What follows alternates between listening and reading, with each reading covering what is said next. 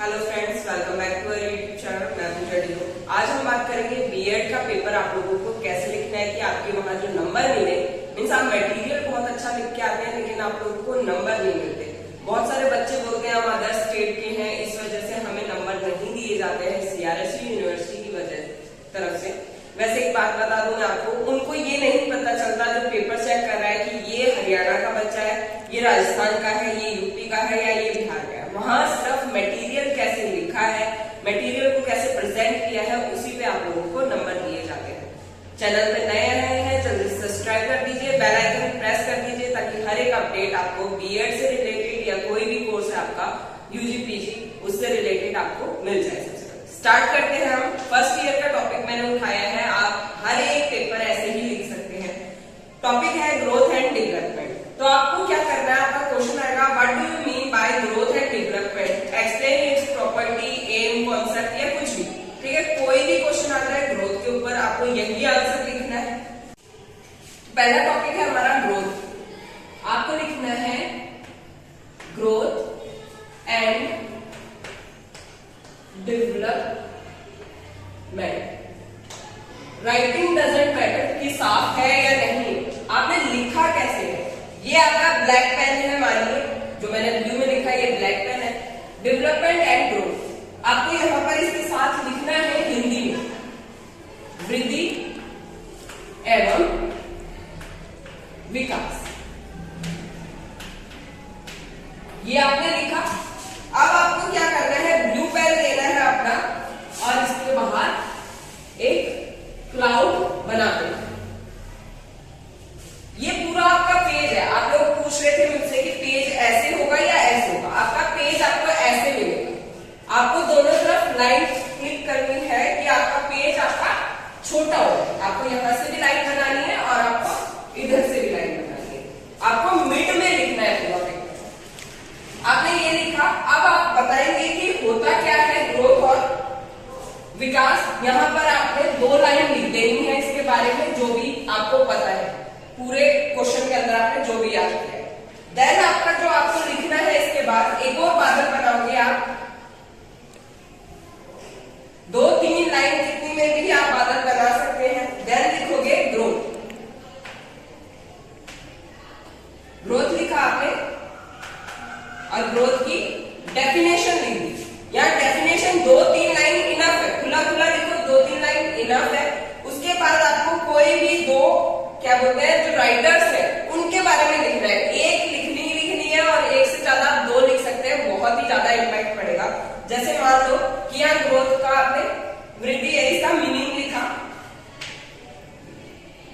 Meaning of growth यानी वृद्धि का अर्थ। ये आपने लिखा। यहां पर आपने एरो लगाया, यहां से आपने डेफिनेशन लिखनी स्टार्ट करी। फिर आपको लिखना है, जैसे हर्बर्ट की डेफिनेशन लिख रहे हैं तो यहां हर्बर्ट, और यहां आपको सारा ब्लू में लिखना है। हेडिंग आपकी ब्लैक में होगी, अंडरलाइन कीजिए उसको डबल, और ये आपका एक तरीके से आप अटेम्प्ट करेंगे।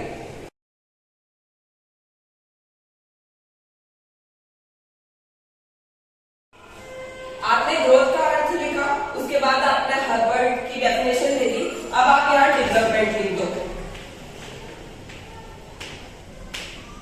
डेवलपमेंट यानी विकास। इसको भी आपको बादल में बनाना है। आपके यहां तक 2 पेज से ज्यादा कवर हो जाएंगे। ठीक है, ये आपने यहाँ पर फिर इसकी डेफिनेशन लिखनी है। देन आपको कोई एक राइटर से उसकी डेफिनेशन लिखनी है। ये हो गया। फ्लो चार्ट बनाना है। सिंपल बात है, आपको फ्लो चार्ट बहुत ज्यादा बनाने हैं। फ्लो चार्ट आप कैसे बनाएंगे, आपको पता है वृद्धि और विकास का आपका टॉपिक चल रहा है और इनमें परिवर्तन होता है। परिवर्तन आप लिखेंगे, इसको आप बॉक्स में ले आएंगे। परिवर्तन के बाद आप क्या करेंगे, परिवर्तन से विकास होता है, विकास फिर आपकी वृद्धि होती है,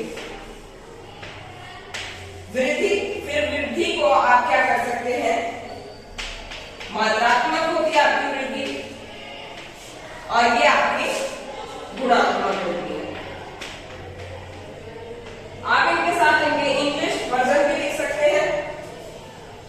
और इनको आप सर्कल में करते हैं। ब्लू ब्लैक दोनों ही पैराग्राफ बहुत ही अच्छे से आपको इस्तेमाल करना है।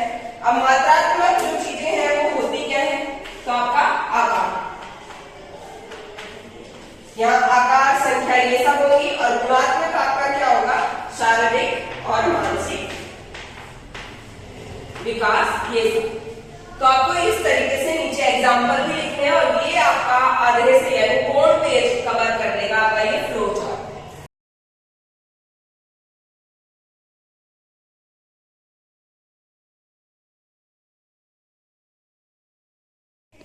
हमने अभी तक बात करी कि अर्थ क्या होता है आपका ग्रोथ का और डेवलपमेंट का। अर्थ क्या होता है, दोनों की ही बात कर रही। यहाँ तक आपके ऑलमोस्ट 3.5 पेज कवर हो जाएंगे। देन उसके बाद आपको यहाँ पर डिफरेंट बताना है ग्रोथ और डेवलपमेंट, तो उसकी भी आप हेडिंग बीच में बनाएंगे, बट बादल नहीं बनाएंगे। बीच में आप लिखेंगे difference between growth and development, पूरा लिखना है ये। आपने यहाँ हेडिंग बनाई, हेडिंग बनाने के बाद इनका आपको जो टॉपिक लिखोगे आप वो नंबरिंग में डालोगे। ऐसे या तो गोला बनाना है, स्टार बना दो, बॉक्स बना दो, ये आपकी मर्जी है, बट नंबरिंग आप बिल्कुल नहीं डालेंगे। तो पहला है आपका अर्थ में अंतर, मतलब दोनों के अर्थ में क्या अंतर है। आपको पता है ये वृद्धि और ये विकास है, इन दोनों के डिफरेंस बताने हैं कि मीनिंग में क्या डिफरेंस है। देन सेकंड आपका यहाँ पर हो गया वृद्धि और विकास की निरंतरता।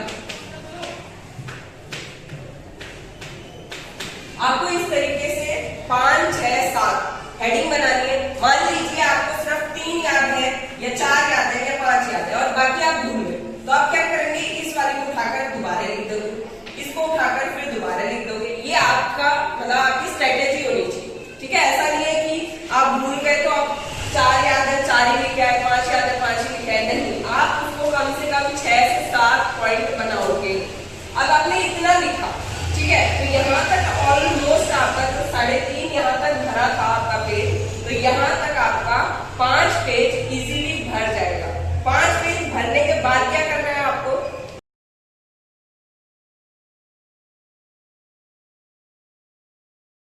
दोनों के बीच में अब आपको डिफरेंस का भी फ्लो चार्ट बनाना है। कैसे बनाओगे, अंतर लिखा,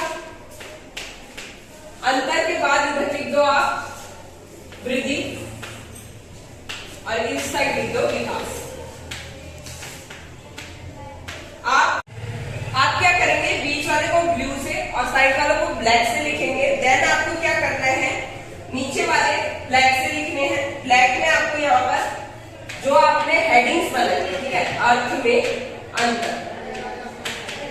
फ्लो चार्ट को खुला बनाना है, कोशिश करना है जितना ज्यादा खुला बनेगा उतने अच्छे नंबर आपको मिलेंगे।